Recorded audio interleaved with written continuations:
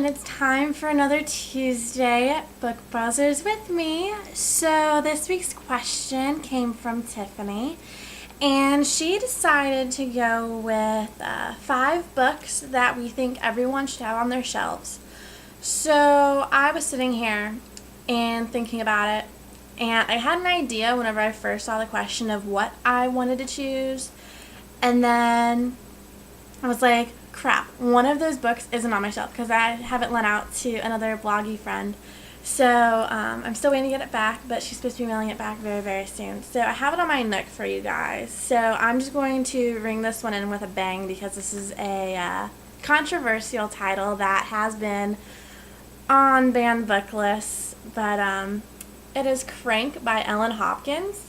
Now, this is one of my all-time favorite nitty-gritty books because, you know, with my brother, he had the whole drug issue. Granted, it wasn't meth, but he had drug issues. You know, I've seen people who have had drug issues like the one described by Ellen Hopkins, but this book, I mean, it's in verse and whatnot, but it's not really in verse. I mean, there's no like big huge hidden meaning. It's just like straightforward, but it's like 500-600 pages, and it's a quick read and absolutely amazing. I love this book, and there's so much to be learned from this book, like signs and whatnot and how to spot it. And it's most of it's all true. Actually, all of it is all true, but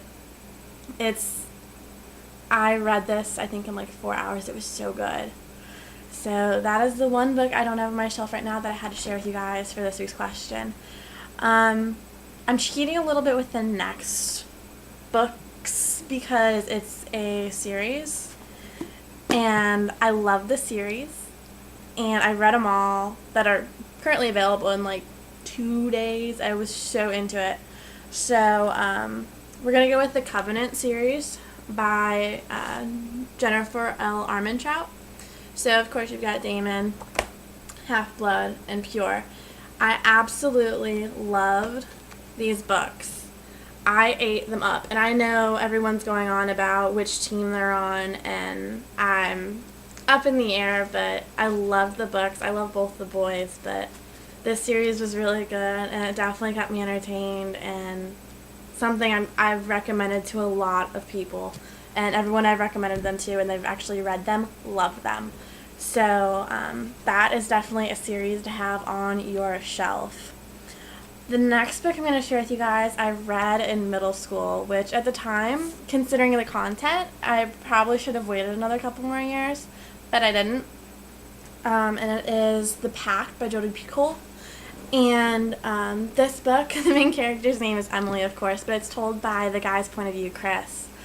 And it does a fast-forward flashback kind of thing, so you see into their past, who they were when they were growing up, and into who they are now and what's leading up to the court case that's going on, because Emily wants to commit suicide and they go into a pact, and Chris lives, and they're trying to convict him of the murder, and it's just a really, I cried through half this book. I think I went through like a box and a half of tissues. It was so good. All my friends from like high school, I told them they have to read this book if they ever want to talk to me again, and they have, and they loved it, and they cried, and we talked about it, and such a fantastic book. Then the next book I read when I went to DC this summer. Yes, I went to DC and I read a book. But it is Never 18 by Megan Bostic.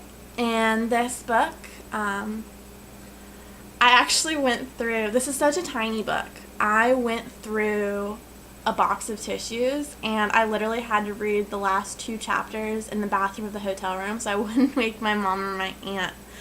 But, you know, the main character, Austin, he's going through, he's diagnosed with cancer, and it's terminal, and he pretty much has a set amount of time to live, and he goes through with his best friend, and he does all the things he's wanted to do, and his best friend's a girl, and it's a really good book, and I was in tears, and it really made me think, what would I want to do if I had a set period of time to live? And I sat in the bathroom crying my eyes out and I was trying to write this review, and I was sitting there, and it just fell onto the pages, but I sat there for like a half hour afterwards trying to collect myself, and it was a fantastic read. If you get the chance to read it, I highly, highly recommend it.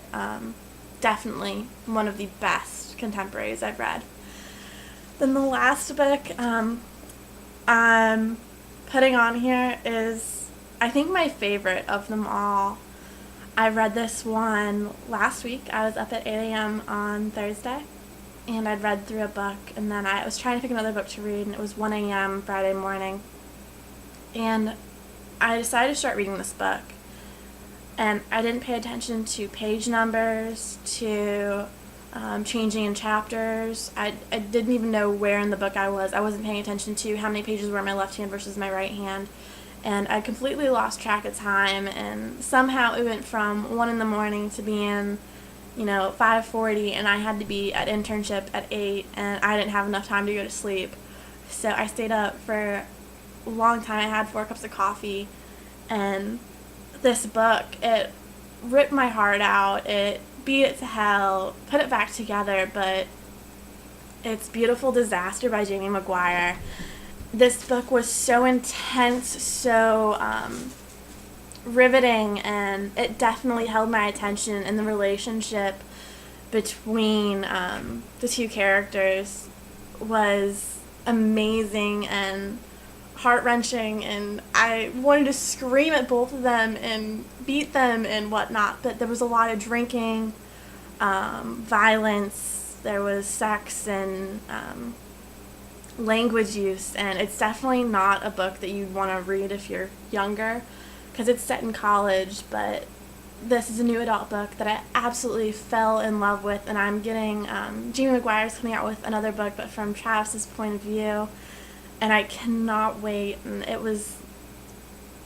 there are no words to describe how much I loved this book. It kept me awake when I should have been sleeping, and not many books can do that. I mean, there have been a few where I've stayed up all night reading, but, this one just punched me in the gut, ripped my heart out, and put it back together, and it was a roller coaster of emotions. I went from happy to sad to pissed off and angry and elated, and, I was excited, and it was just a super intense read, definitely one of the most intense books I've read, and it truly was a disaster, a beautiful fucking disaster. It was great, and I loved it. So those are the 5 book series that should be on everyone's shelves. I mean, they all impacted me in some way, and absolutely amazing books. So that is it for me this week. If you guys want to let me know which 5 books you think everyone should have on their shelves, that'd be awesome. So I will see you guys next Tuesday. I hope you go through and check out everyone else and what they have to say about what books they recommend to everyone and what 5 books should be on everyone's shelves. So I will see you guys on Tuesday. Bye!